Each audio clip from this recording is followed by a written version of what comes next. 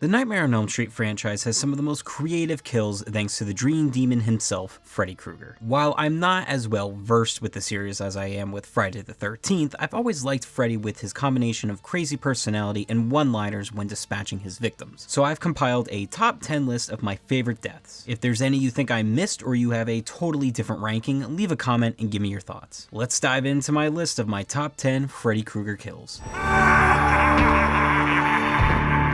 Number 10, help yourself. Alright, in actuality, this is not a good kill. For me personally, it's the line that comes before the kill that makes it memorable. In Nightmare on Elm Street 2, Freddy is in the real world, wreaking havoc at a pool party, trapping all the kids inside with him. While he has them cornered, one random dude decides to get Freddy the help he needs.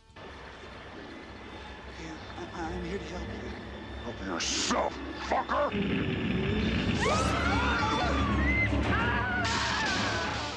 Number 9, dancing on the ceiling. While this is pretty much a redo of a kill from the original, which you may see later, I still had to include this on my list because it's one of the best from New Nightmare. The dragging of babysitter Julie onto the ceiling is still a great effect, which if done today would likely include some bullshit CGI. It's a pretty sad death as well because Dylan is helpless to do anything even though he's the only one who can see Freddy is the invisible presence torturing Julie. Also, I don't know why, but I love this line from a more demented and less comical Freddy. Hey Dylan, ever played Skin the Cat?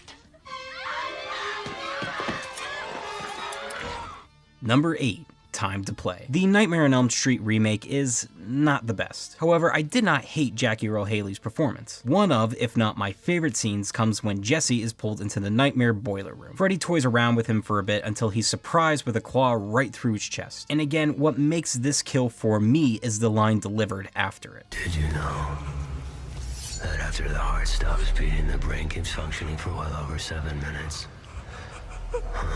We got 6 more minutes to play. Number 7, Need for Speed. Nightmare on Elm Street 5 is another entry that really isn't all that great. The biggest highlight is when Alice's boyfriend Dan is killed. It kind of starts off with a dream within a dream where Freddy taunts him in his truck and he crashes, but it looks like he's totally fine, finds a motorcycle, and races to find Alice. But then we see the bike is possessed by Freddy and transforms Dan into this freaking futuristic Mad Max looking motherfucker, and it's pretty sick.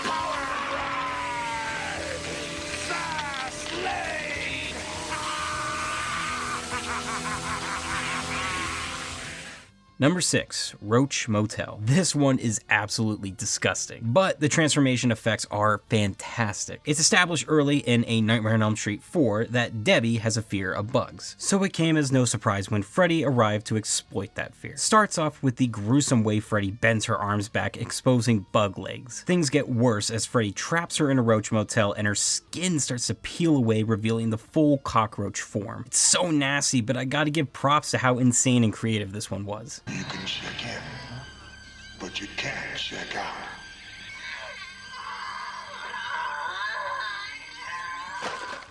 Number 5, What a Rush. Get ready for a string of kills from one of the best Nightmare entries, Part 3, The Dream Warriors. First up is Taryn, a recovering junkie who unfortunately meets up with Freddy in a back alley setting. Freddy's claws then turn into hypodermic needles, suggesting,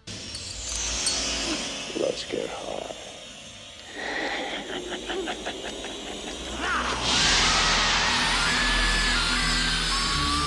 Number 4, Puppet on a String. This one has a lot of things that freak me out. First, we get that creepy ass Freddy puppet, then Freddy decides to cut the veins of Philip and make him his own personal puppet. He's ultimately led to the top of a building where we get the awesome shot of Freddy in the clouds as the Puppet Master.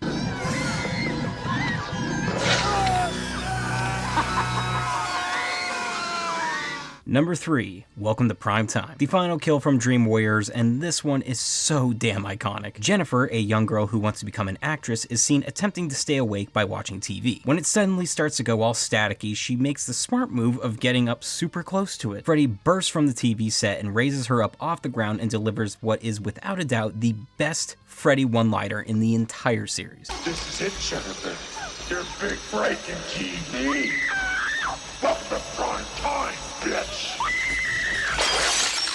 Number 2, Blood Flood. Johnny Depp's first big break in film ended with his demise in glorious fashion. Glenn is attempting to stay awake at the advice of Nancy, but he fails while chilling in bed with his TV. Out of nowhere, Freddy's claw emerges from the bed and drags him in. Sure, that could be it, but then an explosion of blood erupts from the hole Glenn was pulled into. It's one of the most memorable deaths and shots in horror film history.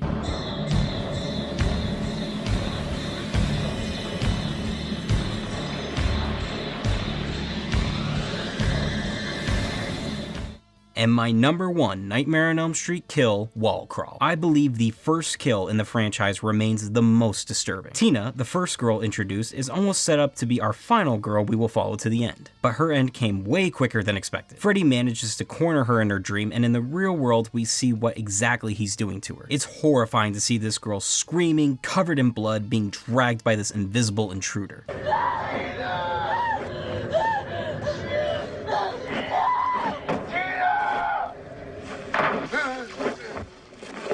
I will admit, this is one of the scariest moments of the entire franchise, which is why it is my number 1 Freddy Krueger kill. Don't agree with my list? Well, that's okay, because I'd love to hear from fellow fans on which kills are their favorites. Next week, I'll be ranking the films in the series from worst to best over on my main channel. Hope to see you guys over there, and stay tuned for the rest of October Horror Month. Peace!